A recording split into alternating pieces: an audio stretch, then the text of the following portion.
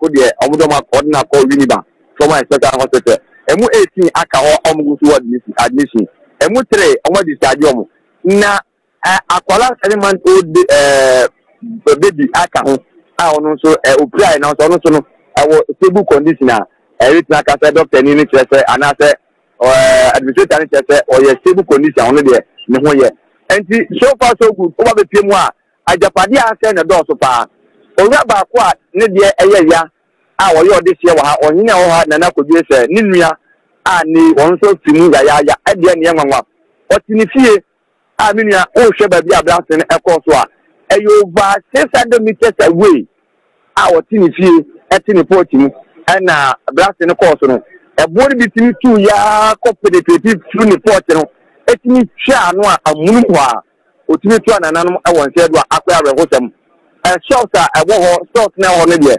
bebrena na omho aka a tete asese enema wo mu de bebrena asese a eye arehosem and so far so good there ubisa media ne akasiso anase ne koso e obudumbia mo hanu ke na eye arehosem na eye amanfo ya eni nyane se contract is asese o titam na enya hankwa ukwa utu bekwa o say the same plan no oye bi o over 3 good months ni a o tiam na to wa onye ho akaase to na etom amanfo plan na eto ho a the contract o maka ho nsem bia no enya ade a otumi aye bibia fa ho a yese ekon a wo ye wa ha no amanfo a esi apene e wo kwa no nya asem ketewa ene se we de enu ada no oye ne kaka kate akakoba enipa ati omo kwa ha no de so fa pene bi kan kan ta no pai ni wo ten bigwa hospital anim wa na me no di nkoma yenya update bia se idegu aka ho de be tinya ka se enipa miensa no ena ti ati omo kwa ni na ye blasina na Sermon Construction Limited ono ena ye ta kwanwia akfa ata oye ne yaba yo mekuma musa se eyabo ne nko na ede saa oye ne yaba na se blasina timi awoso so amanfo dan ne omaja pade bi so adwiregu amanfo japade de se na bi kan kan assault ne adan wa ha de bebrena ho na aka ebi aka akekake ebo ne wura amanfo shop mu e ma esese ne ma one biggest pharmacy shop awa ha a just omo pharmacy for na wa ha no every shift ne wo ko ha omo nro ni omo niam ni nyina asai e na glass no mo ye no awura ho ko papa glass no a na nya asem tetwa enti mami muso se yesi enye kanea de di kan ni na oblasti bi aya na de oha oba oman so kaka no kura bi wom sa aya ode oha oba na ha na ode ba no na enye bebiri sa ni nyane se na omo pai a omo wo kwan a na omo fa so na omo pai na etiti aso kaka se onipa na odi eni pai eye blast ni de bia no so onu na eye enra na because all this one no kesepa na nkasa de ade a omatimi apai a no de o de eye kakaka bi no matimi apa awie enti ekoba ne sen ene be 3 months ni ma kakra na no na nia odi anim a wo ye no first no otu kwan yapam no oni ho obi wufo na aba besi ne enya dia contractor no ene den so for kasa na enra no senya na nan modaruma net mamfo bi a etimi blockade eye amanfo emabu na wana enka workers na mo ye tani so no mo am na that time a na enyo mo na ye blast na so mo ye adwuma no de enka ye ntia tem de mantia no ye tom do mo sabe ke ka mo pa na mamfo na bi na tim bo mo ban ya so mo timi di mo mdani free eye abo minu ka say de ene mi jira nya de a adwuma e ko so ha na je so mo hold on aye hwe nim se minister na beba ho se MPs bi na beba ho se wan na beba ho ye twa nim no brief ye so far contractor no enso any obi beba so dia no mu so se omo tamba adwuma amanfo no beto aso mo so ana ate ntie wo twa mu aye twa mo se so se na mba ya obetimi a competing go for mo nyama sai na info omo de ti afri mu so no se na obo ka tire abujafo a ye wa twemu a media yo me kuma e fonsi an so bedi akire na mepem se sa ba news fufura beba bia no wa me yaso ate yeda se meku nyampon eye Kessben media reporter Bujumburam de si wo honom no na ode ho enkomo aba abeboye no yane owura PV Dankwah dax na nwie na afi memra wo fa na ekua so na afi nwram accidents of all nature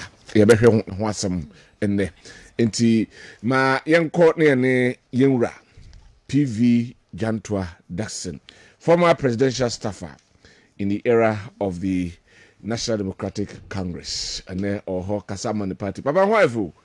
Are you sweet? That's it. No more call there. You're doing a mercy.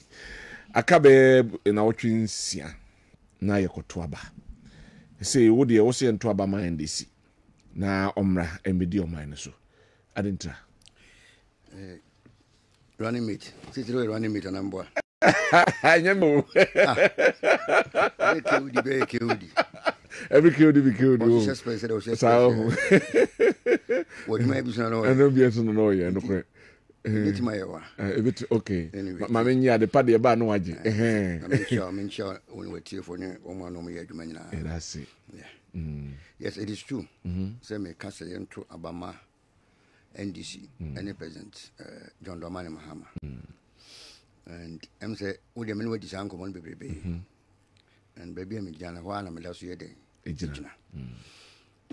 The reason, and it's a Nippy Abitu and Amobia Kodima, or situation away day. Situation at Ghana, Yabum is saying. We are bidding one dance, say, and share that may be munda. Say Ghana co situation more a kayade in Dimintia. And I call your license, say I call bankrupt. I may have my own license. I may have court negotiations. I may this can be a day. Actually, I may ask you, say, at the sea, I was already then, Uchiabi. Say, of course, your situation more. Then probably you are linking yourself to. Will be our advance of Beshan a year in May. I'm on what home. But he has been reckless in taking care of Niran because we know. If you know what we see and granted demono, you're about to feel. So you realize, Sir or Pepano or Seb as one fancy she be on your day, and to because when to me show you know, so or more better or Bena baby at that biddy diaku school, that time a bomb bra. Now if you're along the line, Papa Sikasa, Sikasa and baby at Teswa. What the cat, you got torn down a compound intimate to your say it made you quite a send out to room. Intimate. And that's exactly the situation in Ghana, you home say. Obibaka say possibly a situation I'm fast upon and soon I say a bebada because there were external forces a mass animal winner a buy. Inti or the quack to who say external forces and I'm away a benti, yam fast born mono. Which MPP are buying to buy as a Bema when you can or the Agro Madamasi. You can't Madamasi, what I say? I say, well, you shouldn't say, hey, of I just say, you can't say Madamasi, or the Aya Massam, Massam, okay. Oh, Massam. First, not turn to Mamma either. Then come in my meeting, made my turn to Mamma, or Becuni Fia catch the almost say, you come turn to Mamma. I dear better bush my phone in Asanso. But there was a more phone name, say Badamasi, my bomb made a honka. Now I am Mamma, that was it, was what Uchikashi. Uchi saying, as a cab, quite a banner for the Oman Wishika, a Bob Brown. Oman for Papaso. Number one, Shekatidway, Sika Kumo, and it be justifies it, and you want to call the ancient Pianco Foca. When you Madame Massini. Okay. Neku for the home and an ass make what 20 May ready. Send on 1 or 20 Gunubutu. Okay. You see, so much I say, I covered in Ukraine. And this is much I buy as well. Not 7 people for no Caribbean room. We been Casse, COVID and far much China then. I dear can we are seeing an idea. You been your fair share. And because Africa crown, your economy is 9 years stronger, you know, you be feeling impact no more. But baby, I'm the idea and anomaly because she killed it. As I'm told, no, your home was here, boo baby home. You been who be COVID buy, why you over 27 billion. Sika kwa who kwa fast wide was spend this color. Much chase cake the mom Crawford. Mammy and a regional minister was a system baby. At the cheesecake, a Granny and Norman Crawford, William, the certain is that. Anka aban we kwan pekwa bi mfa so ma o so ye ma o maduane no kayen fa so e kwan kon fa so me ye Ghana card in this instance e so am fa so kiyenye o mu nyina details ni hu se ye woni pa 3 million bi ana 2 million ba bia o mu details ni o mu de se e kina BBC a o mu na o se e kwa hwom kane because woman are vulnerable. Let's ask a ban we say, Sank of no one aduane e ma omu nyina no omu details way. Okay. Hey fine and BBC na ye pe omu a ye be hu omu. How can you spend money in this manner? Exam BBC you can't even identify Sank of. E so Sank of boka e ko pe Sank of no bi. Okay. COVID. Most say business B cap if I'm right, yeah, man nkuma busha ama omo etim da eden apagi adwuma. Recklessly they also come here and say say you man think no emu dia hin na production sector. Emu dia hin na omo ye engage so omo to made in Ghana goods kwa eden aton. You just give money to your people. The common prioritize those are a bit me abwa development about me abwa man puntu aboy mamu na ke wodi yesi edwa ho agibuma oheni niam na yira ti heni kodwa wonyina mfinfin ho wogi dano ho agibuma no open ba biafa because need na ba ko ese ase. Okay. But when you are spending money as if you have the money. Think I'm to chase any man na mo hwe sikana almost spending na eh.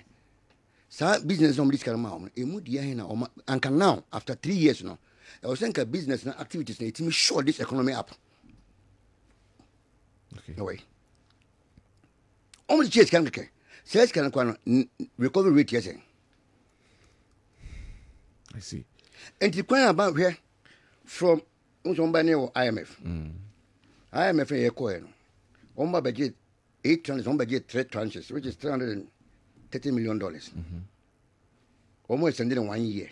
Right after the 1 year, and what they decided to do is say the Busham 3 billion every year be a normal discount to all. Just to show up the city. Meaning, say, Omanye any plans to keep the city afloat? And I say, man, idea and say, Aberdeen to a semper budget or a budget. It's a fee budget. Mamma a Subijan budget. Aberdeen to many pay and Kagan and Kay. Aberdeen to go on better to you. And will be our Bushon for Bushon in Yadima. Watch your corn beef stew. Watch your money stew. Why one your love? With a chase you can flatter. No more told it. Sigana young man. See, you won't mean pointing anything this government has done, especially the massive borrowing now. More road infrastructure. And manner or more cancel my from independence, every government to be able to I won't even talk about it, roads, schools. But just to make the lives of the people better. What is it? Okay. Just to build this economy in your shocks. You see, from 2015, 14-15, the distinguished speaker, Dr. Baumia, programs and all year lectures and all men it was meant to build this economy. He said that we are moving from transition to where? To production. Okay. Where do you find the production today? And then what ended up Obama granted tax was amnesty. You know, if your economic fundamentals are weak, exchange rate will expose you. After 2 years, no, but yes, I said it. It is still true. But it's a warped logic for somebody to believe, say, rate, it's kind of air cost. It means fundamentals are weak. What are they weak? I see. And Yama Omuka in you. Omuka in if Sena Munim and whom a Jumaya, Ghana in Kijan baby again. Sub region had post COVID, economy grew above 3%. Ghana a himfaneo. In the last 8 years, one major challenge I had about Biano, about how me raise government revenue through taxes above 1%, the highest 0.4 in the last 8 years. With digitization, any revenue infrastructure, so it's meant to make say a man bet me say then a ban 8 good years. Baby a journey. Okay.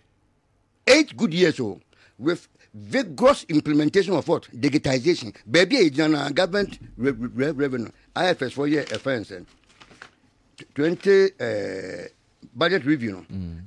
0.4. Okay. And you see, you can commonsensically you can't raise revenue. You keep increasing your expenditures. One of the best idea. That's to look good. Even I'm going to say, "Ubasha ma ubewi ne fear utimono yaba beton fie no." In alternatively, muna mwabema, what will you have done? Me fan say, Endison wabem with all these circumstances aben afemuna, what will you have done? Better in to bring the economy in 2009. Professor Mills introduced Ghana shared growth agenda. Obi ehun baby yenya the longest single digit what inflation for over 3 years. You realize that everything was in place. But the mama buy no, we continue with the infrastructure what agenda, massive infrastructure. In fact, it do baby kware. I want to say come now as a result of 2012 budget deficit no. Afina yenya ye friends the donor funds kono nye de na emma. Throughout now you finance government friends a budget without zero contribution from Henfa Bank of Ghana. There's no man can fail. When we decide say you be call IMF no. A government are transparent government a friends all good conscience no. We assemble Ghana for now Henfa senchi say moment chance ni Henfa o man ho adwene MP before amba. Out of senchi no I had the homegrown politics and call your friends IMF no. They were laughing and say yeah you say you need credibility. Omo ko IMF liason on kan. Omo say balance of payment what? Support me boa. Omo ko omo san kan kwen kan. E he fa na omo abend up. You be started with 40-year development plan. And it was going to feed into your future name and person heading. Ye mu. Omo buy omo fa san plan na den. Anye bibia. And on befa omo niam omo yeden. Niam omo dia family. And yakwa baby do baby ya den. Ye do the same. Okay. With the highest unemployment rate of 14%. That's about me. If you find yourself in a debt hole, you dig yourself out. How come over to a debt hole in a level of 122 billion? Or advice at the moment, you couldn't even dig yourself out. You've dig further to over 761 billion. They will talk about percentage-wise. Percentage-wise, the Momo Bob Bisiano, Omudian were from Chen, because from Momodi about 90, is it about 70 something? One would dishonestly about this. When he was talking about 122, did he ever mention percentage? When he was using what can exchange rate once or catch say you have 2 ways to measure it, but original great one or Abraham now was we have a fixed and what a float. Immediately no issue. When he was using rebase figures to do economic analysis, whilst he knows you cannot use rebase figures to do what? Analysis, unless you have readjusted those figures to come in line. Now, when he was throwing 170 questions to Mzata, now when him. Now, why are you win? What the car went to me? Kofa MPP manifesto and show baby cry, What my choice say? I will raise revenue to start paying our loans and interest from 2026. You see, where disconnect from and near my organization. Because what the car? 2026, now whether you like it or not, you have to start paying. Manifesto in a on chair baby ko back one. One make keep provision say by 2026, what the Oman will say, Mamia, I will raise this revenue to pay. Maybe directly, but indirectly, things he has put across, so to make sure the economy, and that's what me digitalization is mentioned, that one, creation of job, infrastructure, and I've told you a moment ago, sir, 8 years of aggressive digitization, he couldn't even raise Ghana revenue in tax by 1%. The highest is 0.4. Okay. And they said, now, what can I say? Promise or my Ghana food na tonsum. They cannot take cover from COVID. COVID, you know, it become be people have started recovering.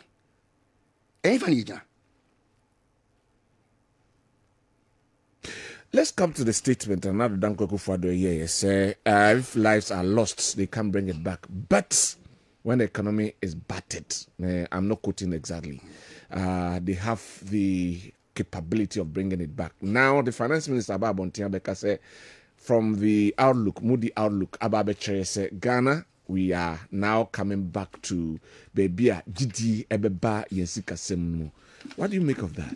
The finance minister, on Kanakure. On Kanakure? Oh, yes. I mean, Kansam.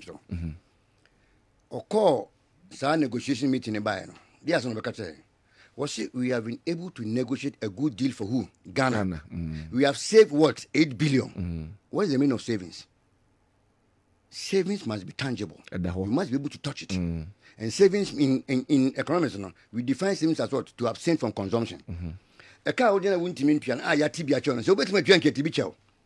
So where is that savings? Now, all by present in the media review, I feel we're moving from savings, to debt what? Relieved. Why I don't know what should go for, because I had a document. We can make reference to it. Or by a press conference, he was bragging. Say, we're negotiating a good deal for Ghana. Where is the good deal? Where is the savings? Now you shift to debt cancellation and what? Debt relief. How can you trust such a person? He cannot be trusted. No, where is the savings? Scan away. Then what's evil? Won't you mean 20 ya tibia cho ya trim one? What's my savings?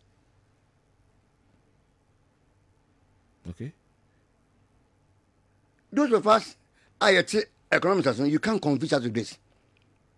Debt relief, I can't mean 20 ya tibia man. So you will leave you some portions of your debt. And your savings, it can never be a savings.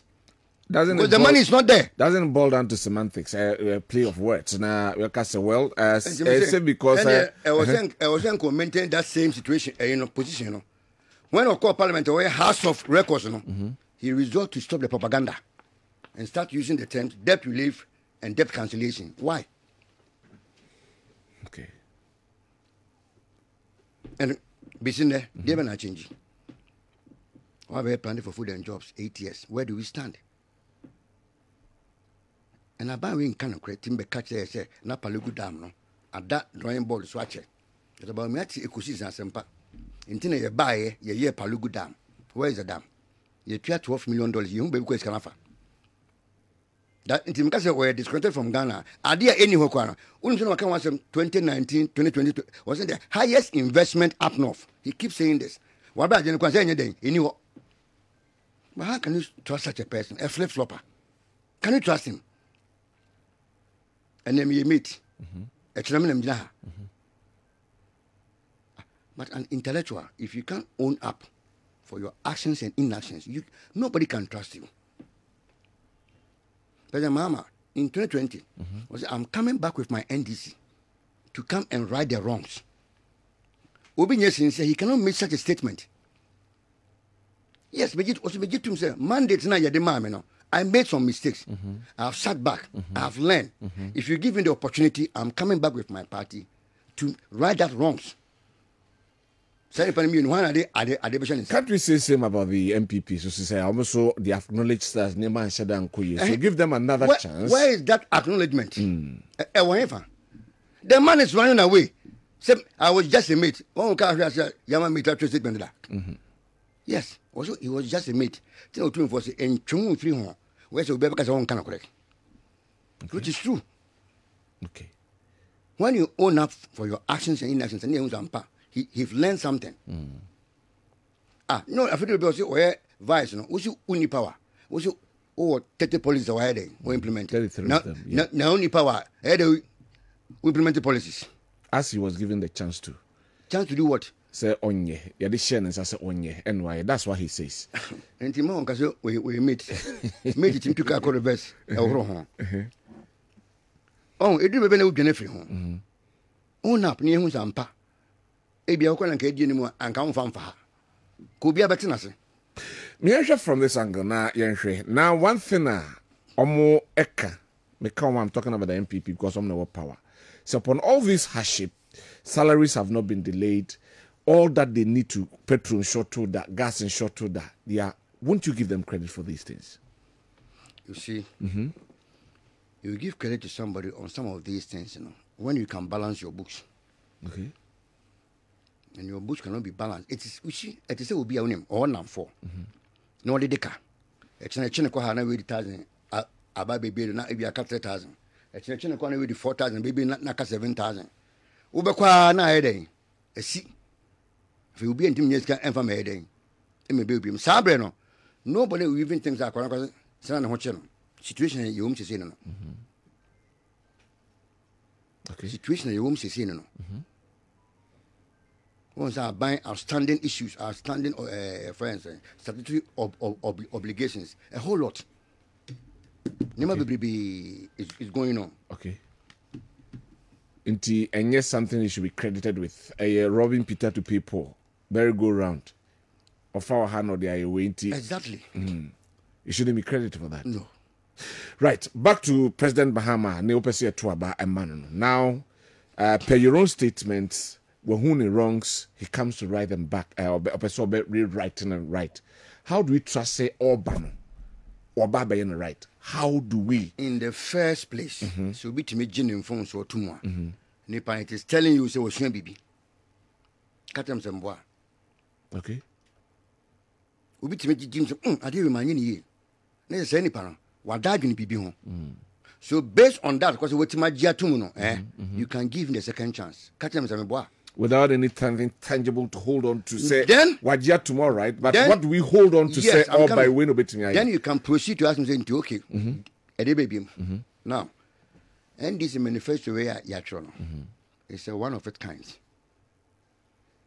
President Mahama and NDC, from an experience, no, or trust a month to me, when you win a mayor. By now, say, oh, she who been to know, was I making another window of opportunity to engage Ghanaians. And that makes NDC manifesto fluid. Even see that. So, if you buy into it, I'm also giving another opportunity to sit down with you. That is under the 120 days now, the national dialogue. So that we can also embrace Ghana for Nadebaya.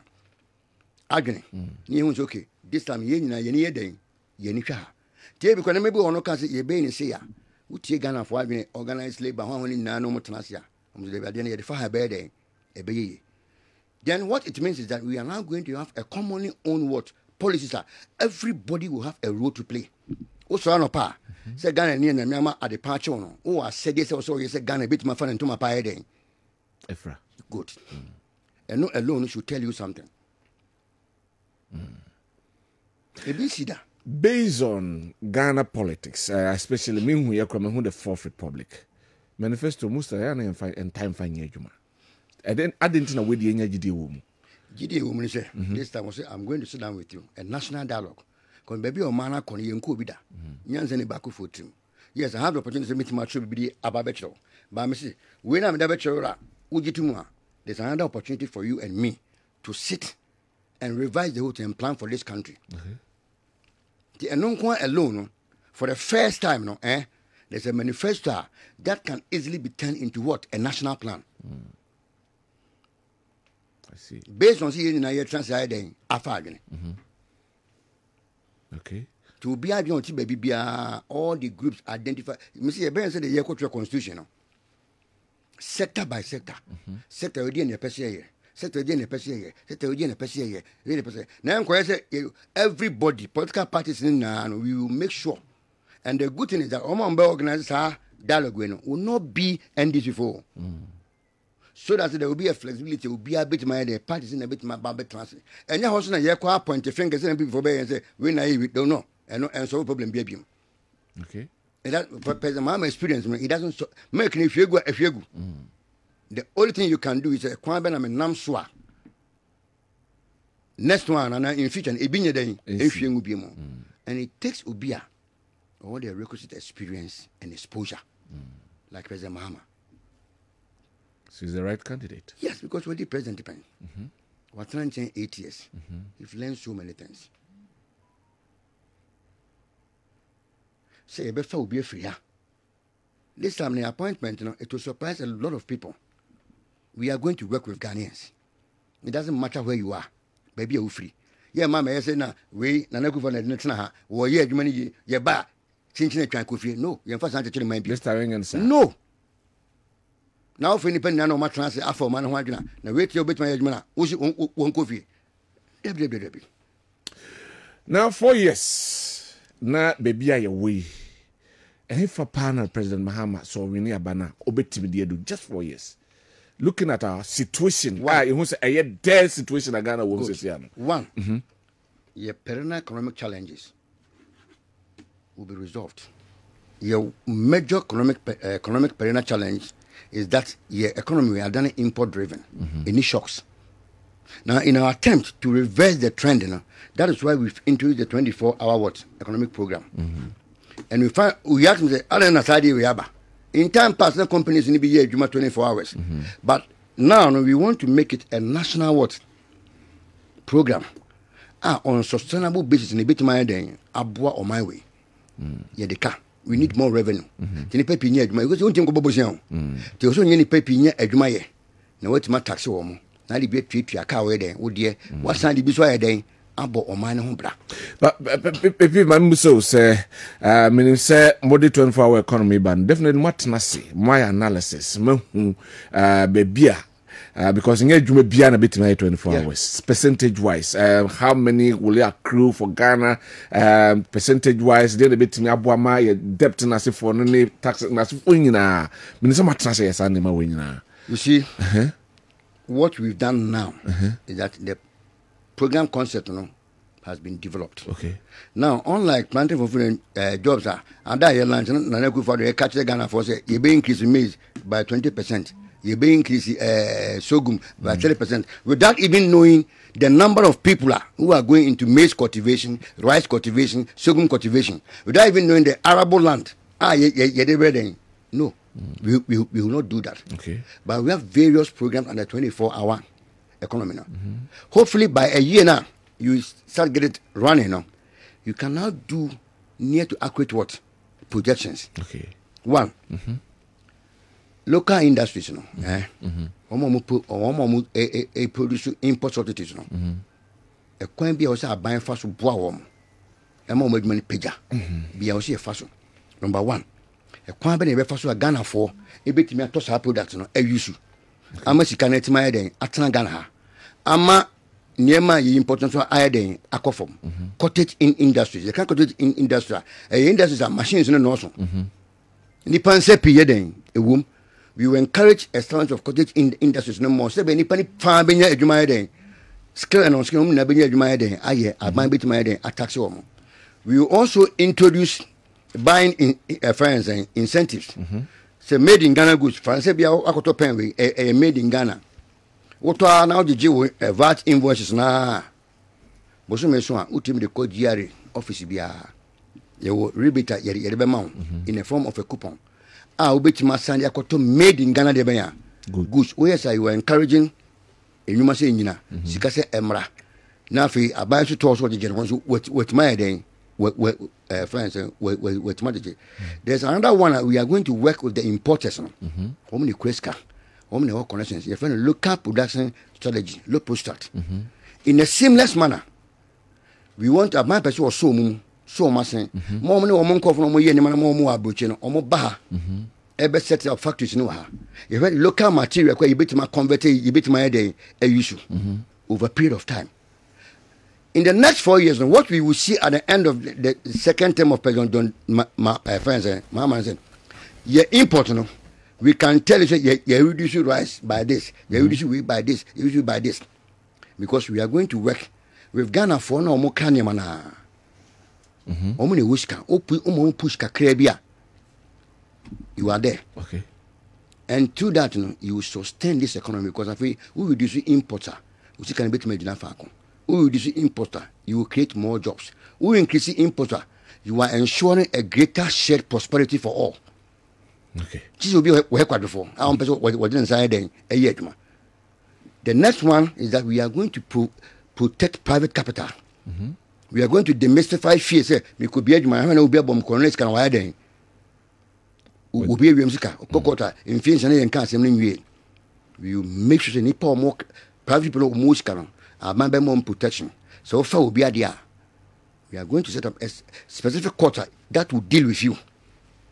If it will be a slow, we will be quite from the car. Court come, I mean, judgment to be ano. This time, we will not judgment. A best day. I intend just to encourage people. So, bit my day, a binuma. Go doom stores here. American is said, I create a dime back. A bit must have a factory. Yeah. But Safi no support to Kwabena. And no number baby year free. Yes. Nabibia. Mama, the final say. What will you say? Okay, because I've spoken with you at length, and I'm in Musau. Finally, what will you tell Ghanaians? You catch the Ghana for say. NDC about them, NDC about them. This time, no munya NDC mujidi. Yes, my nama ye Kenya is not out of place. A idea would be a obotai pebiana and ukudi one of them be a bit my day. Aye. We want to make sure, say, Ghana and Biana will be inclusive. Tipeza Mahamaka. In Ghana for the Bayajuma. And also our record no. But me for be free a party we or number, to me for we phenom number. We will continue to say identify Ghana for or moon Dini Yansan Nukudia then or Mafa. You know be a Bayajuma. Once we ensure that social engineering say you include Obiano, you realize say Afobia will be free to contribute or man with a and the trend now bekono Ubia Suba or Nuba because Sane man because nana ye nan ya transfer den. Asise. Afam wadwene. Okay. Yo, Yenra PV Dankwah Datsun, a former presidential staffer, NDC, Abreso, and Yenin Komo. I wish I can remember because in some who be brave, but Osako baby, Yefa Nadian oversight Abba, na Yedi and Common. Yamisha Penny. Hey, me refer the back, community about next to Baby, FPG. Okay. Elena order. It's about me, no. And if you have I would have Yango Poncha no more by. Amen. Yamisha, we a Euro PV Dankwah Datsun, or a former presidential staffer, the National Democratic Congress, and Otis Yaninu AD and Como 30 minutes for the political parties, or no, Edia. Or the abandon messages in Mr. Baby Gum. I mean, can craving after memory creane wafaso na yen trust on Sana Bejafono Abba Abetnas. Did you apply the more Kumasi Swami or say the MPP number spots on the ballot paper is a clear indication that God has already endorsed Dr. Bawumia Napo tickets and Ghanaians can't afford to waste our votes on anyone. Ghana deserves better, and breaking the 8 is practically impossible and not possible. Anyway, I say impossible. Greetings to Dr. Bawumia, Honorable Masofu Subuachi, Swami MC, Dr. Bernard Asante, CEO Ghana Gas, and Honorable Elvis Osemens of the Power Afro North Southwest. Ono Edie Enonom. We Edward Odrum. Okay, Maminya no NCO. Kwabena Sapila 2, Kwabena constituency. I say for free SHS and TVET, press 1. Simple. Special greetings to Mother of All, Honorable Nana Amadou Kuya, PC for Kaikwe North, and Lawyer Michael Kuya Jr., PC for Kwabena constituency. Komensa Pillar 2, Edie Enonom. Masawood Ewo Bantama, or say, I'm confident that our country can overcome its current challenges under the leadership of His Excellency Dr. Bawumia and Dr. Napo. Giving the JDM another chance to lead Ghana as president will spell doom for the nation. Let's continue to support the MPP government to make Ghana work again. Hashtag Bawumia Twaso. Regards to Dr. Ben Asante, CEO, Ghana Gas. Amoni Fita Ewa Samarka say, Ghanaians will never vote for John Mahama because under his leadership, we suffered too much. So Dr. Bawumia is the right person to lead the country and continue the good works of President Tornado. Regards to Frank Esiedu Bequin, next MP Suhum and Honorable Champon, Asaman Kese. All right. Yeah, that's it. Lawrence Bache, Etafro Buchi, Owa New Assuring Quanta, Ben Unity Oil Filling Stations. Good morning. MPP is the greatest party with good policies for the transformation of this country.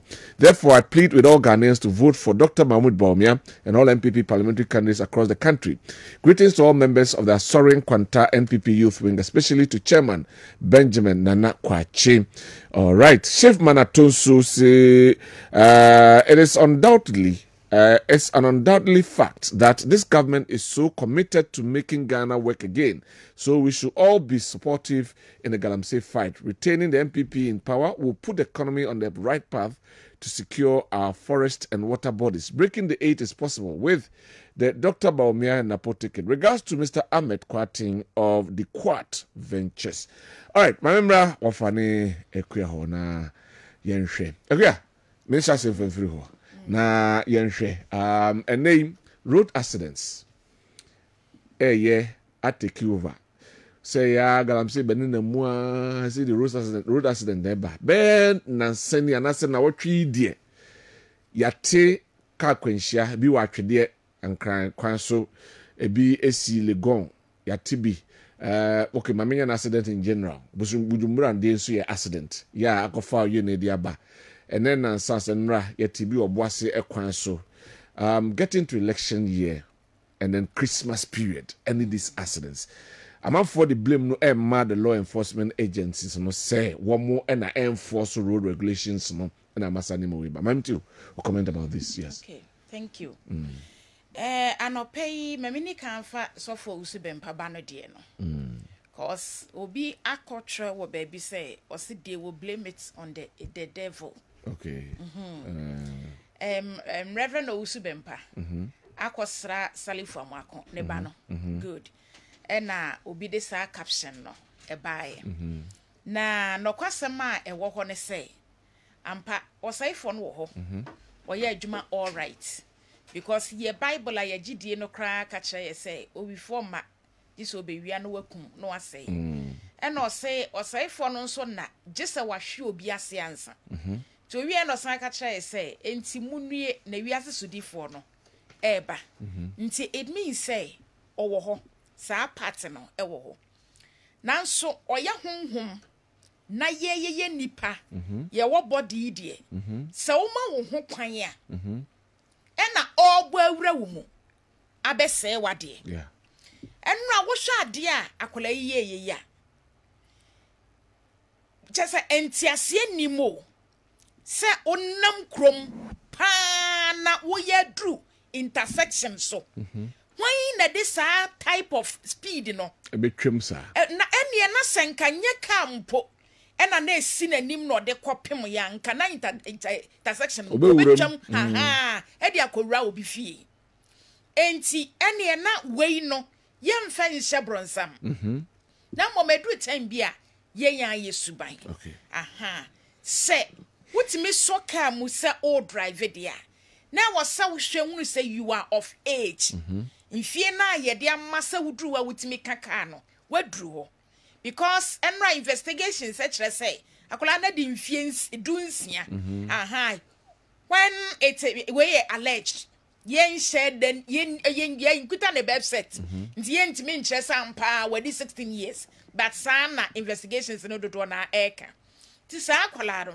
Edie pa no se da nim efa driving ho enu nti okotu ka na no okohemfa efei ansa na bra wo beso ka mu se wo driving no your frame of mind must be in a good condition because driving wani wadwene ene wonsa ene ye adwuma pa enti sa adwene no bibi ha no kakra bia enye stable a ebetimia destroy bibia enti ansana wo beso stia mu no na wo say you are in a good condition enti enrade yi enye sie wie ba sesie no ye benya National Road Safety Commission say ombesan aba kwan no so na efe ye car conditions say de tie akola yi ka yi na efeli break ana so no ankasa no wabro wan em se da bibia si sa nipa we say no wan say wo kwa akra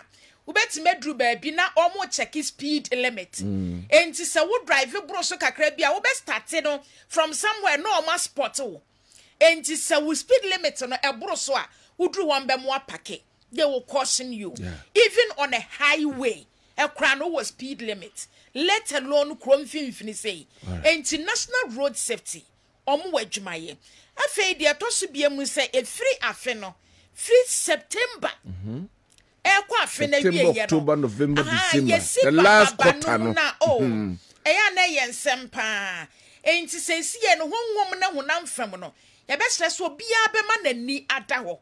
Ye ni fre pa. Because free Saturday we kwasi December ya na yenim de omudi moja ye. E moja be hwe agusa. Ye ni mara. Okay. Those who caused the accident because I'm for the shadow cause who. Not just someone need that obi am the cause wo but one said do time bia e won say accidents e wo ho but we are careful like it's too much okay na da yi enra say bunumburam de ya esi one say wo kwa akoye adwuma dia pesika but what's saying human existence edia pesika krona ade bia wo tu ho na monwa ebeye yie no I think you should sit down plan first last year ena akosombo dam for die esi and the fortunate enkunipa but aseye japade me de no na ka asemo enti ade na wo ba wonso mo di ka ka say nanka sata mwenye time e wo say oye blasting no e wo say we di kan create awareness medipa ne who say for the first time why you for the first I don't know this time kwa dey wa mokoko ana nipa na o this are questions they ask nipa na o ye ne de bia no nyon na ye ya na because o ma ya kese pa akora o ma ntehwe good na we ni mom no ade o yo ne de ente say dia ba enti de wo kan o wie ne ene ba ko kan wo family accident ni twi ye wo wie ne nkwansia esan wo wie ne de no ya na ya akwa te say wunnim ubetima ye hu bibi ena wanyo ena esan ene nkwansia de ne de once da wo kra wunim say ebetimi asi te say de na no apiate de yi eno no ye esan ene nkwansia but wo wie ne wunim say de na me ba be blast no e how be ba enti ade na wundi kan fa ho nseseye enwu ho ansa when ti Environmental Protection Agency omo bebam bi ansa na all the relevant agencies and institutions was so mudi kan resa won say Ghana de asem sivie ansa na ya pe anopuma sibre but e bi wo ho nso a nanka wudi ka atu ho na mo eye ho hyehye ya enkebeye yie se de beye bia mu ensie no obia na ni da kwan se wo betuka se adwuma beye na wo ba beye a wo hwa mehia ka odi mehia wo fa mehia akua de ene na wo so wudi kan ye ho hyehye yie ansa na why na chena owie ne na ama ansa na ife ne yebepe hu ska ana se yebepe ho solution that's it wafa Yodi so we blast this year is quite unfortunate. Accident intense. I was seen so I na dangerous. So appear to the area king. Yeah. I was say ade ane soka na ede ko no. Your kwan says ade na ba. The fact to kra no na ye ko. Safety standard bibi o say di animu ka bi say di animu a ebe warning all oncoming vehicles danger. They should stay ahead. So I say omo kasa kese bi ombetimi omo de ko mining site babu say motoke de create me di anim because the ntaba emu no yeden yeah sana na appear to the dynamite coffers the bite blast de na e ken eno EPA for ase de okay EPA act na enema pio ho a wo be ya e wo se omo ye inspection na omo mo hunu kwan ya befa so abaye no time a wo be ye no a enkofa ha ba disaster bi aye de emma Mimso be investigation na ehun die omu. But me hwe car accident no pa ne. So hwe the see weekend dia so for salifu amako e bai die. E na the see wo atwe die enipa num. Obo ase die nipa 13. Die share na otwe na se na no. So okay kabu mu a 8 plus was it 20. 8 plus 13 plus 5 which is 18 plus 2 is 20.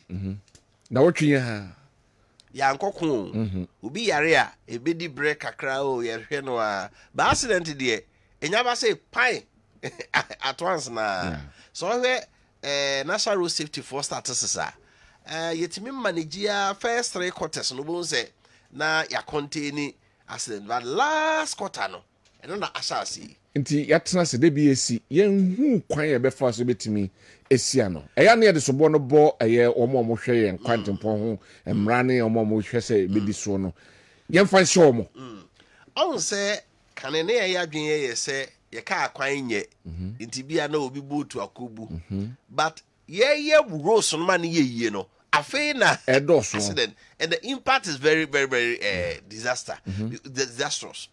I would say so we car speed limit no dey can 30 kilometers 50 dey enti na se car do kromo a onko 30 and 50 30 no 50 wetim dey abonipa but the probability say obewuo no very less because of the speed no when increase speed no so why science kakra if it be momentum ye mass times velocity so car ni mu duro no any make car okro no and e kire impact said it it is your car no car ketwa na America no so ano nye den a ebe obi an ho betiti ba bi ni akohwe no okay but the car no sana se America wo mu a asem ti se koye car kase na se America sa wo mu dia asemasi that is why 2 VIP accidents no ekum enipa 18. Yeah.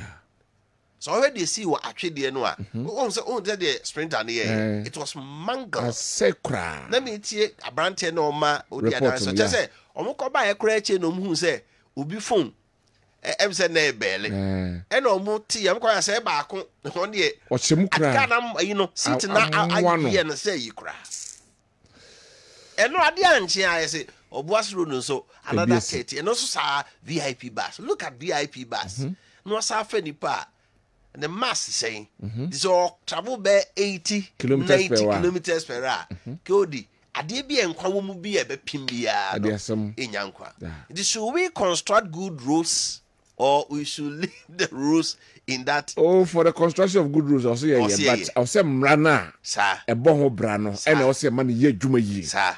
So one BRI fooding comma building and road research institute comma I say ade say Ghana ye dwere ho ne say we should construct roads a be forgiving and say your single carriage and a head on collision say dey easy or maybe I'm a quantity back on ba na mi hia obi a no and the test nya pa the person minimize accident yen try say dualization okay because dualization they o hia car o corner no so ye den America no mo ko speed pa because of that yes. America crowd the end be near person ye no apoku assist my ye crowd America they here e boy 12 lanes and 2 lanes 2 lane be also speed limit in the fa ho this way you kokra wo akokra no fa ye wo de no say bus be girigina kwa ho ba bi e be fa na e ba sa anti sa lane na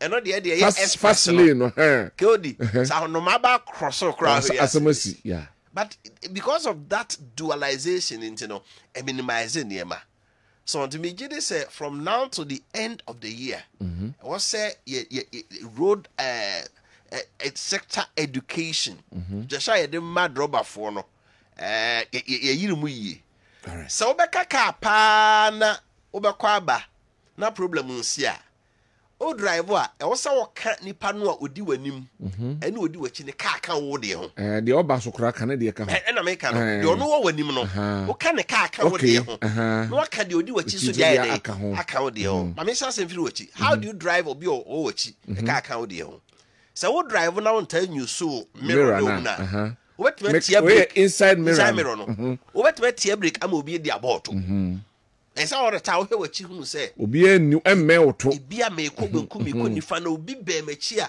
se me tie break atonsa bi betima den esi ansa na wa hwe de o wanim de o drive odi wanim ene de o ba enye wa dwen se me de me na me lane obetimi across o good o ba no hwe ne se o ba no ne car no o kan sei na me hwe video bi na ehu car ne di animu a e ba no se wo ye driver no ahwe ya oba be page wa koto atwe be do lemu looks as a driver no order the way I swing and call left swing go back no e say who say the obey something is wrong na immediately we then we ya hu bibi sa driver for nsua sa niam we ya nka ho a say the asase October no ye hwe mo fa nko sha be fo enya be fo ya ka ho be ye wa man ho kwan wonye anyway asam papa ka tell me na den ye sha se free afini mfiti ase na ya na ye less no on say free September afini kwa we no pressure contemporary tem no and the asem ne ba o on say normally ka enya bato akabia December pa na bo say yes say no akoni aba no adoso in the contemporary tem ne bemu a and the max ade ne den itimi ba nipa na pente bia nipa gu a kwa fa kwa ba phantom ha that is what causes obi a on rest na o tuka no crack no ko ba no na problem bi wo ho so ko di si o ma eye manansa o ma nko ba komra na ko fa asem aba go feli break ana asemosi ebi ahen ko jasomre na abejafo na ba Dr. Simon Boating Assistant Secretary Atwuma Nwabeja South MPP and Honorable Ebenezer Kweko Frimpong former DC Massachusetts Central NDC omo ha na ye be galamsey nya election ekwa yen ko jasomre yo chefo na anopei ye dia seda kese be ma enwumakuei na nsa na mekoso no ye kai ye chefo ne adofo nyina se Kessben 93.3 edi 20 Yes. Enfie duonu. Enfie eduonu. Wafa efidada mu ho ba ku bi si hule. What upon? Enfie duonu. 20 years. 20 years of 7 Mother Ghana. Yes. 20 years of 7 pure unadulterated true facts presentation. Factual presentation. Yes. At the Mother Ghana. 20 years. Entiani na who Okay. Enti Kessben eye adwumawura yewura Kwabena kese ene na busua emrante ahene ka asem bi o sese ukwa akwaje bosia wo be ma ho no wrada mu ko eba no de ma wa ikoda na yirase So eno me da wase o.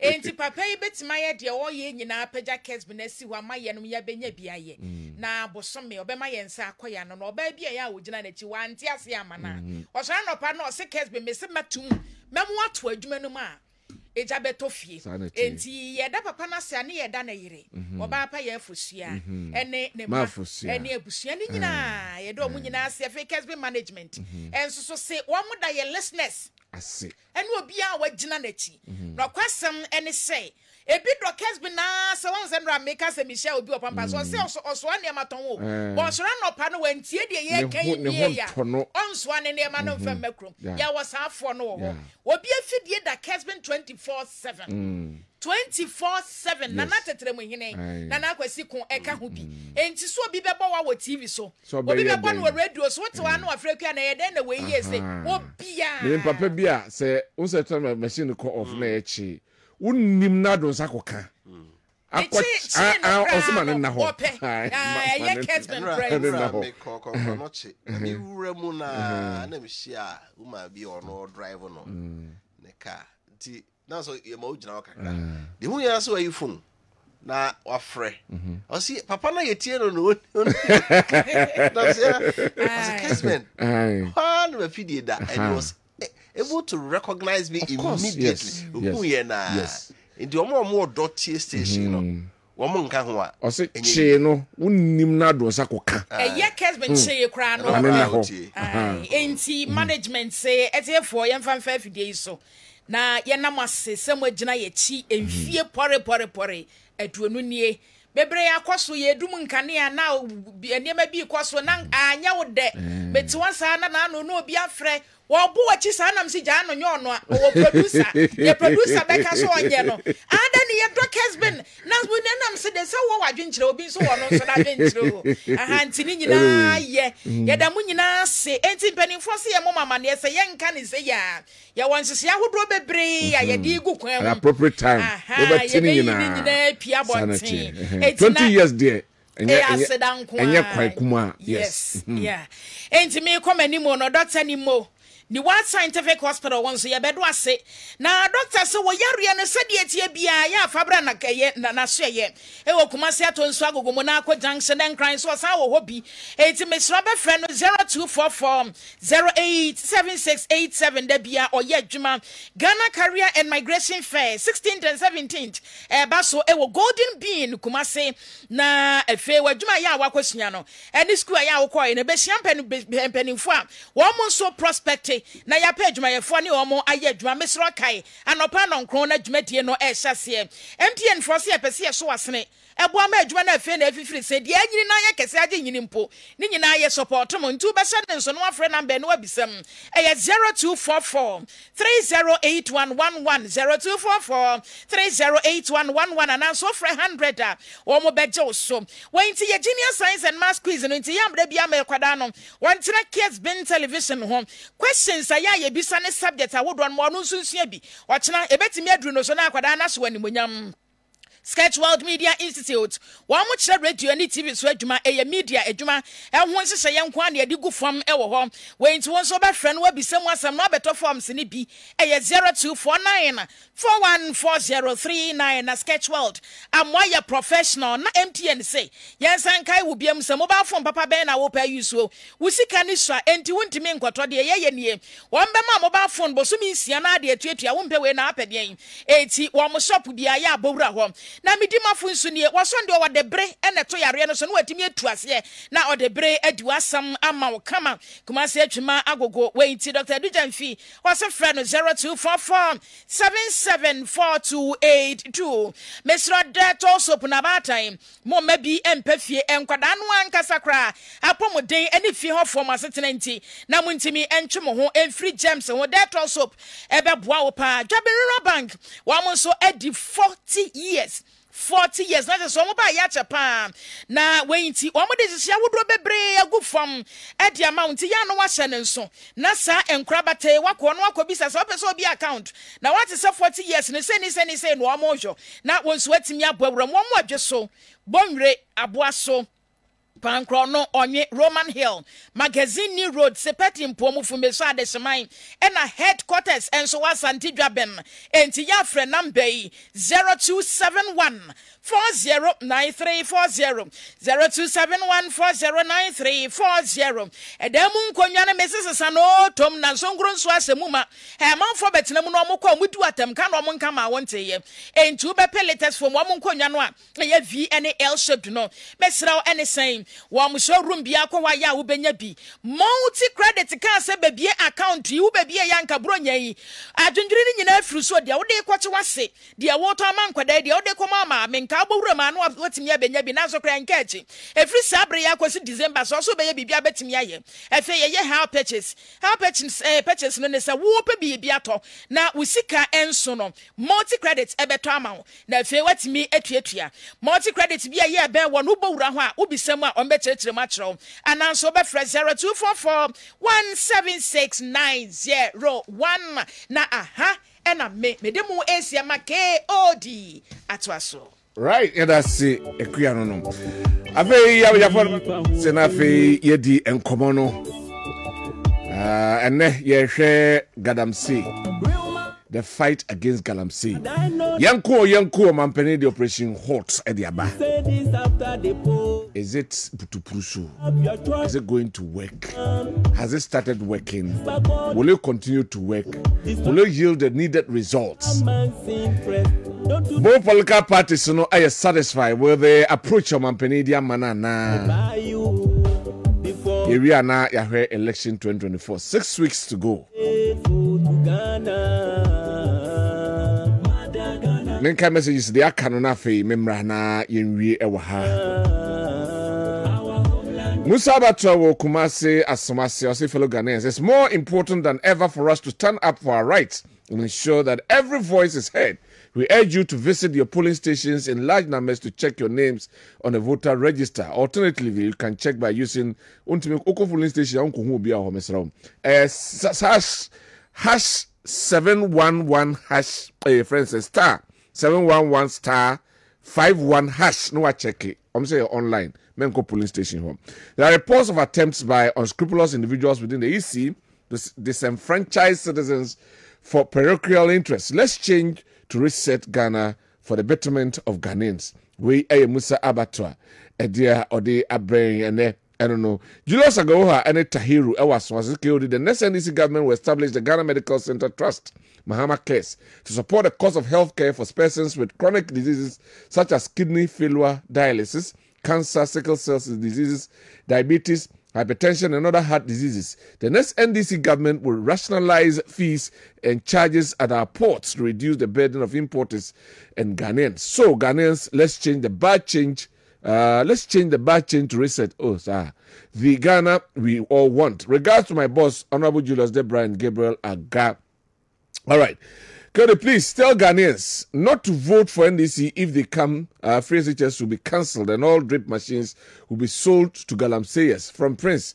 All right, I drink chair and I watch them. Kill the NDC and John Mahama are always saying zoo asa nkwa okay Oh no, Eddie, no. All right, I'll say our living condition will have been much worse under Mahama and the NDC if they were to be in power by now.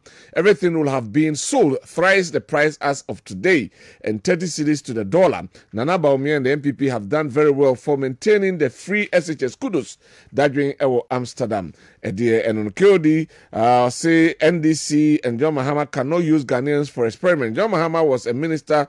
John Mahama was a vice president. John Mahama later became a president. He didn't learn anything out of all these opportunities he got. We Ghanaians are not going to take John Mahama serious. Drowa Messi ewo edukrum ena odiwe and so abrain. We say good morning. I am Adinoho Trimudehene Nana Abwaje Hidiem. But Massa, don't deceive yourself and Ghanaians that we are doing politics or we have politicians and journalists in this country. We are just entertaining ourselves with funny slogans. Thanks. Okay. Ono so edia or de abba and no. Right.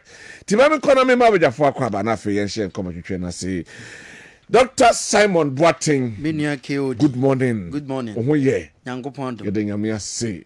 Ono bo koko frimpong. Good morning. Good morning. Na ho ye de. Nyankopon da ro. Yede nyame ase. Ene ahweyi. Yede nyame. Your two topics. Ebi e be chen 7 minutes. Na yahwe. Yene kan enhwe the fight against Galamsey. Na yenhwe now the government has taken steps in addressing the Galamsey issue. Now, I say from Honorable Kroko, say, can I say, or no, you're satisfied with that number 2, am I A2? And I say, something more could have been done. Honorable Mansha say for 7 minutes. Mansha say for free. Yo, lady kind of, Sunny Debia may know, and that's a me view. Yeah, advocacy, na advocacy, no, the M say, Yama, query. Me ban, no, make I say, you read the Genesis chapter 4, verse 10. Na eho ena Cain kum ni nua Abel. No kum ni nua Abel no ena Onyankopon busa no se edi en waye. Unua no emoja no ene esufreme seminina semano. The voice of your blooded blood is calling on me for justice. Yatuaba, the year 2020, enipa ngotwewu. Omampani beti sabri wonka hohwe. Me wompanimfo atitiri bi wogana ha. Omo aka ho asem kakra Samjo na aka ho asem. Ibn Chambers, no ye UN Special Envoy for West Africa. Ono so aka ho asem. Nanu ya. And very short. Yeah, can no ye Commissioner on Human Rights and Administrative Justice. Ono so aka ho asem. Say, ehia ma say nipa omudi say adwuma no. Ye de omo famra kwanso. Na me de me dipani no ho ya ne say, ono kura no wache because ono ne committee ya yeti ya bra ya ayawa so West Wagon sensem di si ye no. Ona na odi enimo. Nempo ono kura ne committee no mampani ya fa anya adwuma. The recommendation of the committee. Ende afi na wo kan aka ba ebusu mienu. Eno kura nu ni atoaba. Afi na wo kan ho asem. Me de me kan say me bo Nyankopon paye. Sabato aya ye betu yi. Sa de be ye nipa omo awuo, omboje awuo no mampani we say na nado oso onye ho hwe no. Me de me paye ni say MPP fu ni nkugu. Sani ebe ya pepe ye be ya ne nipa ya momoja agufom a omo sufre Onyankopon se Onyankopon ni omo asem mamo no Onyankopon be di omo asem mama wo afi ya kan we ya wie no wa Galamsey de se na obi anim se eye how ya eda Ghana for so utie de Professor Osesampeni ya oye pathologist ewo Konfanoji teaching hospital e kan wo se ene Galamsey ntino enkwada bebre ye bewo mo na ebi ni nan ne bi ni nsa na sebe se ne bema ebi kura ni ho na ne ba ni ho bia obeba na ne ti na achiachia enya no nko a enipa bebre ka se Galamsey enya de ya ebeboae na media so obi peso ohunu Galamsey de wo mu a Frimpo Boatin report no on hweso bekai. They say aban se otu hana mo de operation halt aba. Ye ne ya chichi amanfo mo ye galamse wo so. Ansana be ba holi nyina no. Say operation halt be adwuma say nya adwuma o. Eno ane aban no. Because Frimpo Boatin tell me say obi nkai report no. Say o kai report ni nyina awie na wutie mo amunipa Erastus Asado Dankwah ni expose aya we 1 and 2. Se wunya daje na wo hwe expose ni nyina na asem ni nyina ne abaye no a sa baye no peso oku galabse ya eno anso o ka che ne nkrofo so munya dan se de wo ho ano no abaye nkrofo nko a na se wo abaye no aya wo ho no ke odi tie mi yo baby wo ho e na ntamtwofo no ya na momoaye de nti ya momoaye ne se mo kai Frimpo Boatin ne report ni nyina awi a wo se ni nyina agina baye no so sanse ne nkrofo e na ye galamse no so timika che ne nkrofo so munya ya obo mo aka nyina enye din so obeka che so munya. Okay. What did they make no? Abai ne nkrofo was from presidency. Enti na Frimpo Boatin ende na no na me tie no TV. Was wodo de wono oye founding member of this party and baby atwemu no person e Franka Tuni. Sa no ma wenti onto aba e mafa abai we. Sa no ma wenti. Omo busan so obeto aba ma wo se debi. Sa de aba we sitie ne onto aba man. Se obi atono bu ase aka ni ya enti ka momo nsantwofo de kura nka sabre se mu duedue mu na mu hu di wo mo na o si sabre operation de yi halt no aya ko yiro nkrofo na wo mu nka de hia ne se wo from aka se mo nkrofo yi se galamse no obi ani abreko enti bunyai ansakura na wo mo aka bi waka kire wo enti mimi ti so bi ze na kwakubu ahense kwakubu akwankwa ya wonam o se wo bae no afi ba kuni wa mo wi agya galamse onkrofo oye nti ye ba ye bema ye nkrofo ya me ne nya adwene de me ne nya adwene de na de wo mu nyina ne sa aba wo yi aya wo hoyi ne party fo mpanimfo wo mu ye galamse from the presidency ama de facto prime minister ya aye o chirida ko wono kura Frimpo Boatin ade so bo abon se wo mo be ye galamse wo stop wo mo kura mpo no a wo si wono asosem ni mu a ya wo frɛ Frimpo Boatin sɛ wo hwɛ so mbe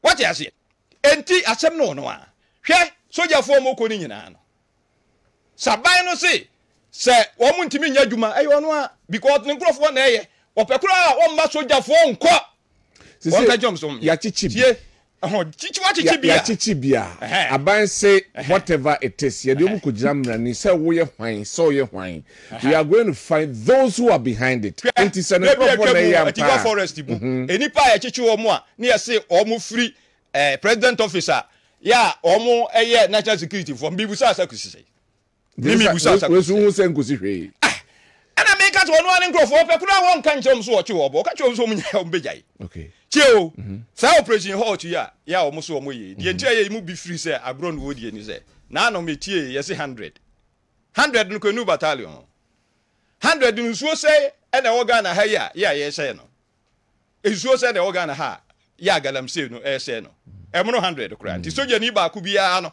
ana o mo free ha na se o mo ewie nsuo we nsuo na o mo kwa ha no wa kwa ye operation halt no wo ti so say 100 and no na chesa by na nim re say kwa galamse no beko tu de nkonka nche nkrofo mo ye ne se nkrofo ka ho to mu nyai o mu gya wo maka no be gyai wo mu gyai a o mu maka so obi asuro ono ane nkrofo no se o mu obuso o mu nye etu obi aya wo ka ho bi akra no suro so obekọ akoye na se ono ne nkrofo ye na ni MP4 e ka se o galamse ni ye nyai kine no ebe de no obi so nya ho de nkonkoye all right mesaba ho Mama ko aye Dr. Simon 100 do be de no mako galamse eno na chese na nimre so pese o mako galamse no a enka sabre 100 wa ha 100 wa no obi ahu sampa na ni abre so pese o galamse let us see doc minu akewodi say aban tu so we are satisfied me das me ba question so dey can make sure we wait for last week na out of town to me tell on Facebook me send you messages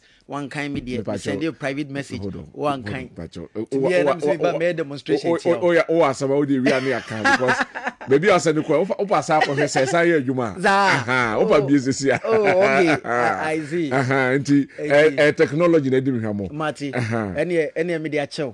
Me chia wo ni chief for na ene me constituency chairman Dino birthday udina wodanji chairman Stephen Boatin. Baby a wo bia de kan ni say Onyankopon hira. Me chia ye parliamentary candidate Obana. Minia Galamsey fight Nyankopon adom mo demonstration esi ho for the past 6 weeks. Ama ya discuss it. I am very happy. Say Galamsey in komodie ni bae no komo a discuss ya me ne offer ne me senior man former Obuasi MC Zuba. Your discussions e sha say ye nyina no at the latter part of or the peak of conversation no. Eno na wo hwe ada ya that is the line of discussion. Nenkofwa shase na yen di kan kasa anoma no wasem about 3 weeks before the peak of the discussion. Edi yedam ase se mo demo platform no etufo ekyekye. De di kan dem pesa meka ne se Galamsey no enya adepa. Na aban pese otu ho na mo a te se de mre bie kan no me believe in say the Galamsey menace in the fight and was nationalistic in perspective. Say in your political undertones, ma politics ni rere mo a. Ne kono be yedin.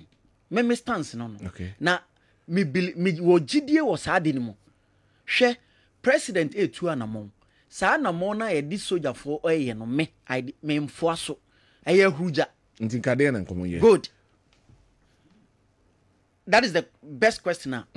Mepe there was ye so in the first place medical can say soldier de no eye huja the entire maker say mami che mo answer my about question so the entire me see soldier de no ye huja ne say wo pese wo take decision e wiase ayeti no wo pese wo tu anamo bia bro ni say you must be guided by history ye tu sa anamo ni bi da ansi ya hwe na pressure ba ban so na ban tu anamo no de na mbusa se say onye den good. One, Yenina national dialogue, including the opposition party. Were they ready? While they were laying the blame at the doorsteps of the government. And no nature omunusu. And no nature omunusu medical can say, bra 2020 na ne Kufuor de ne presidential air two line. Na opposition leader no so shabo say mo ayachi mo atungo Galamsey hono me ba me yimo. Na Kwakubu ahen ene Kwakubu ahen kra de on said anya ayi. No a national communications director or a huge, but a colossal figure ni petitu Kesiepa Tony Obin. No ni Kwakubu ahen nam. Ye campaign. Se montuma ye ba be mamaye. Ene ya e ba kan ya obia discuss mo demo platform tufu chire no. Kwakubu ahen kwatena YouTube say ono ni campaign na ye bo ho party no. I am very happy. Doctor, I won't take it because it's made it at a Obi station. To let's hold it there. Let's hold it there. Let's hold it there. Okay, let me reference because me tie. But the na make can't was on say Fabino omo party na ba bontia be issue disclaimer. And I be you say omo ni nye they omo dissociate omo from there. But me feel say nya papa enti wo bisa de nya ye national dialogue. Pastor say where opposition party no beba because a national problem. You too far from enomama. Enunti have we invited them? Saying I am better round table. Let's discuss Galamsey. And I say you just okay. I have responsibility of the president, so the president takes up that responsibility. And no na latter party no na ye me problem. As if say Galamsey in Tokwa no e Bakufo bi Tokwa.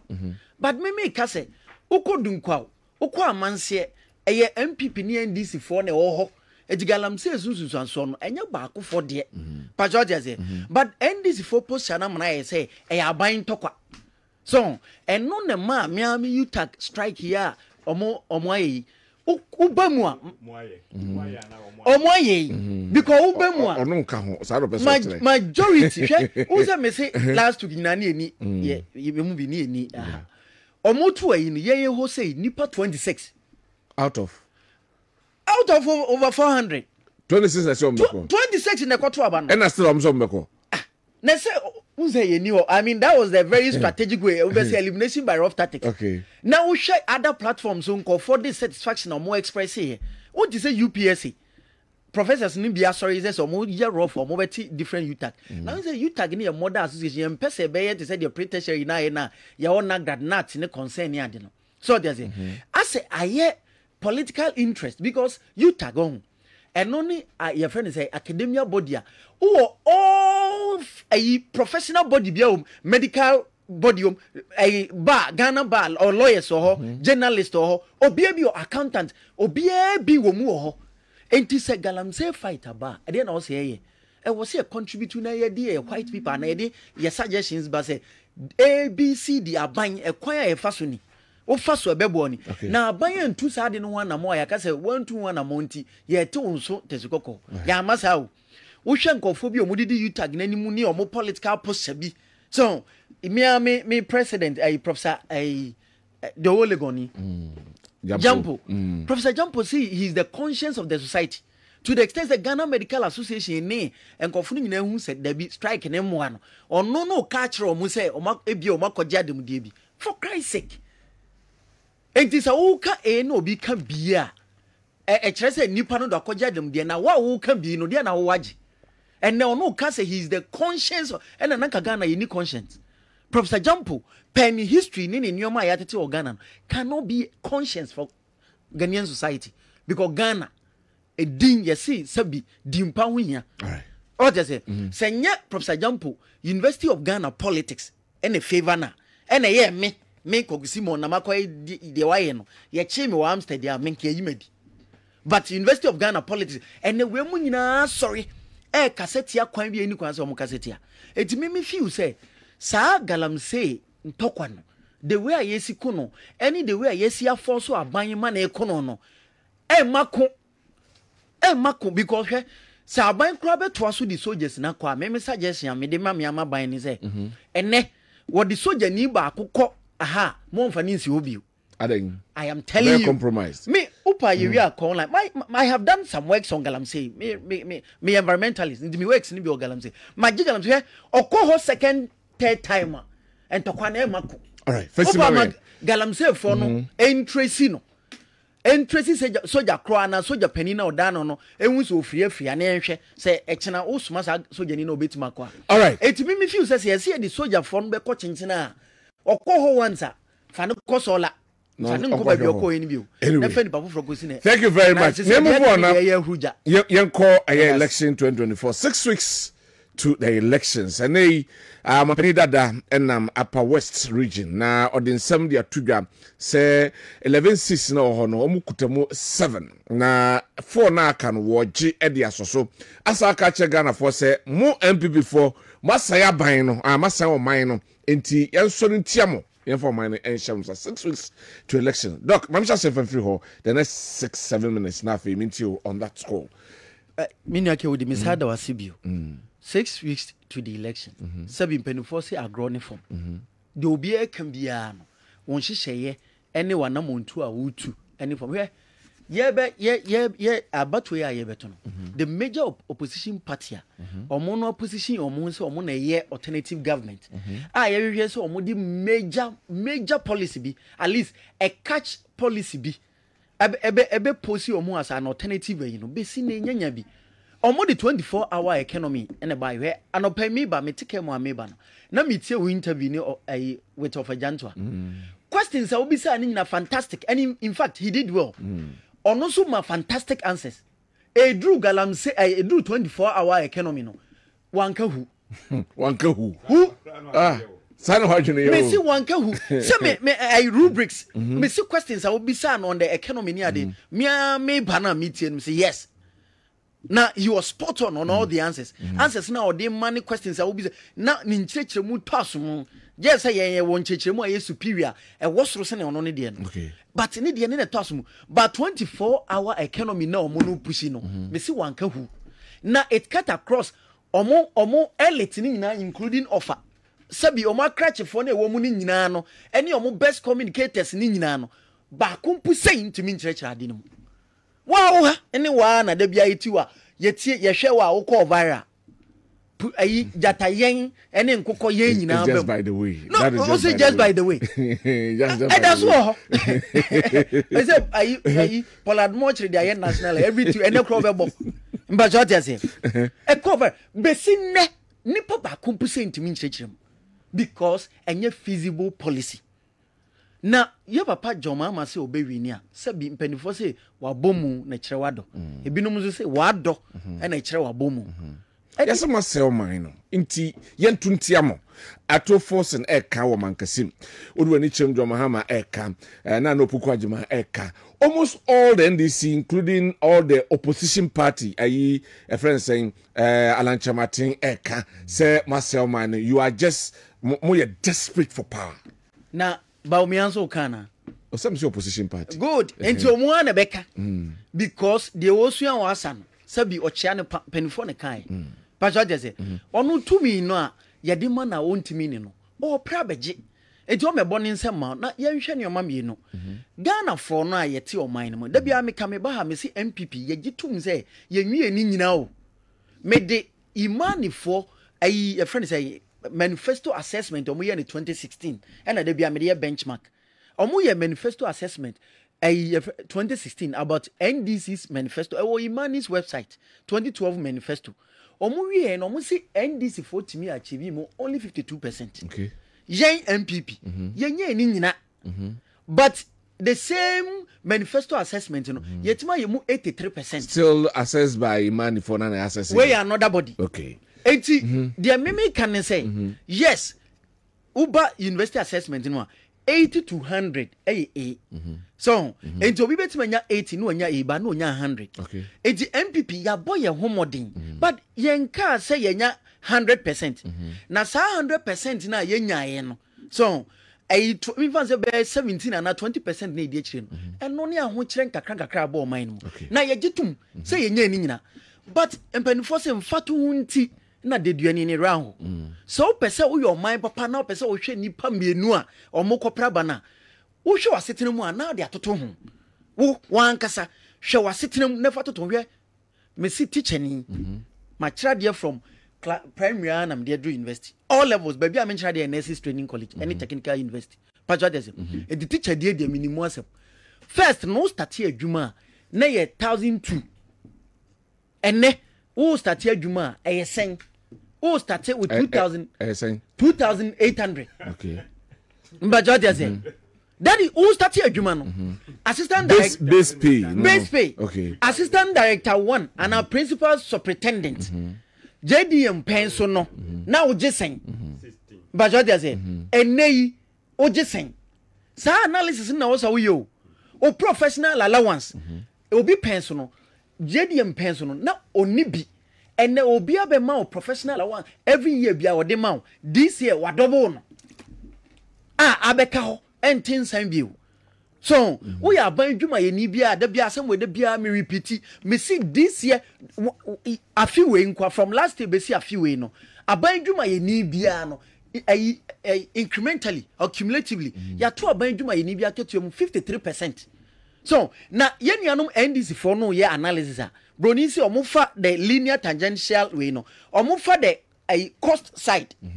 So enyoma akosro ni side but aban way na o ya aban papa no sabi ohun se nioma bo ekosoro no na wakusin adwumam ni no sabi adwumam ni no so betimi ne ho beso ne ho behihan kakra na wo meet the hardship ya papa Joma di ayi no so no covid ni ho Ukraine ni Russia wo ni ho we ye nioma wo kan no maboagu but papa Joma ko UN eko US command lectures na waje atum oba Ghana o si ni ho sa meanwhile globally UK for kwa recession August ya no free recession. Finally you see about. Eti the meme can say yemfa to two nyoma we mie no.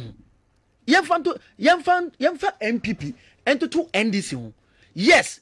Obia de nyoma mu aye den kakra de. Ba ko de unsa petrol line ko petrol ntoy. Okay.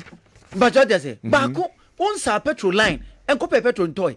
Ba ko oman ni mu aye den de. Nenso school fees obi na tuama. Me be say me ka kire say enei senka wo tua school fees 1,500 3 times cra 4,400 a year aban we na emu aye den no se wo uba no ana wona na bia nya free SHS a echese afi bia aban we ama usika gu botom 4,500 aban bia nya bi sada pacho dia ze eti se ya mfa sa nioma na ntoto ho na ye adwen se ye bedi ye nuanom NDC for mra to nechi a emoye na me de masem ne ba wie no eya no mo ka se Baumia vice president do person oye bia onye anka meka say na JDM ni kwan se wo ba medase one day we president we tuma anya hu Baumia so oye mate e say was first year ni man ma enko aye election 2024 odu wani atrim e wo tolon aye ohene a wo honom obrumani chief andini na Muhammad say one oyivoku the gods say ni krum ho pa de wo abeto aba etia MPP no asomuni because MPP buy o ma bomba mo so mo nya hwe me yemfa ntonchen anyway Mr. Doctor na oba kwa kujina ono wa kwa himfia ba kwa Mr. do we have so ohene no obeka bibia but ohene no yinipa ba ko okay what you say tie yemfa ntonchen okay me the prophecy ka and we ofanya adwuma yemfa reality yemhwe Ghana fo no omokoto aba no ya wo so wo mohwe omo asetenam no omo nto aba eno Doctor me pacho jano man nkasa mesro mambani ko fo de kai o ti hwa tutem no to na Ghana ni ana ne okoto aba me de me omo mo give fixed salary salary sit for apart Ghana ya no mo yembo enne se wakotwo ba mpo a ya wo so okoto fufuo fufuo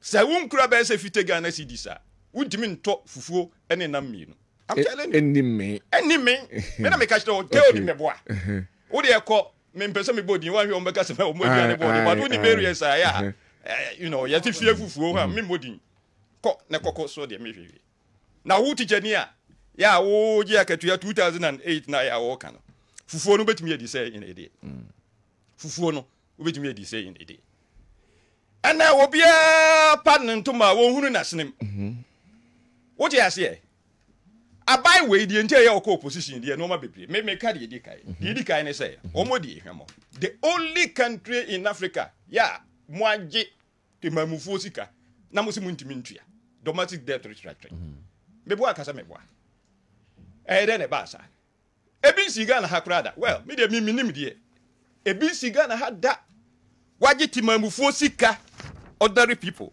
opeso ohwe so they make an no kra na say na say we research and say wa me dey my research and say